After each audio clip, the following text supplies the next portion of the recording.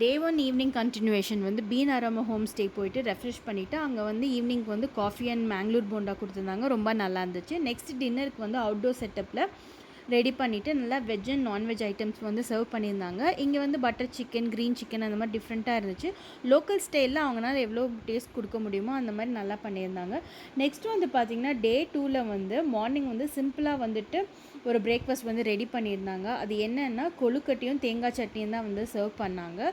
So next வந்து breakfast முடித்ததுக்கப்புறமா நாங்கள் அடுத்து வந்துட்டு டெஸ்டினேஷனுக்கு கிளம்பிட்டோம். அதாவது 65 கிலோமீட்டர்ஸில் இருக்கிற அன்னபூர்ணேஸ்வரி கோயிலுக்கு தான் போனோம்.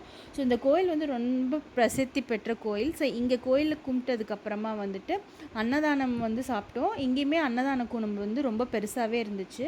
இந்த அன்னபூர்ணேஸ்வரி கோயில் பக்கத்தில் பார்த்திங்கன்னா நிறைய ஹோம் ஸ்டே அண்ட் நிறைய ரூம்ஸ் அண்ட் லாட்ஜஸ் இருக்குது.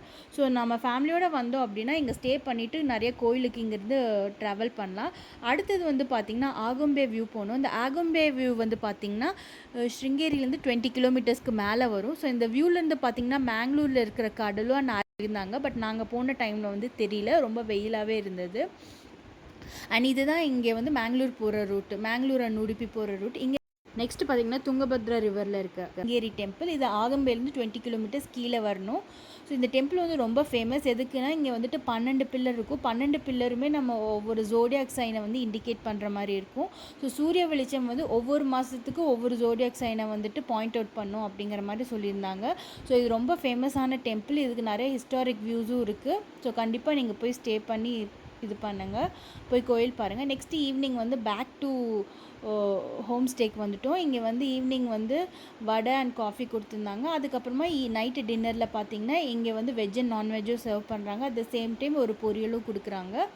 ஸோ இன்றைக்கி பார்த்திங்கன்னா menu different. Vegetable biryani and அதுக்கப்புறம் வந்து சிக்கன் டிக்கா அந்த மாதிரி சில்லி சிக்கன் வந்து பண்ணியிருந்தாங்க. ரொம்ப நல்லா இருந்துச்சு. ஸோ நைட் டின்னர் பார்த்திங்கன்னா எப்போவுமே ஹெவியாகவே இருந்துச்சு. இங்கே செம்ம டேஸ்ட்டாகவும் இருந்துச்சு. அண்ட் லோக்கலில் இங்கே என்ன ஃப்ரூட்ஸ் இருக்குமோ அந்த ஃப்ரூட்ஸை வந்து நமக்கு வந்து சர்வ் பண்ணுறாங்க.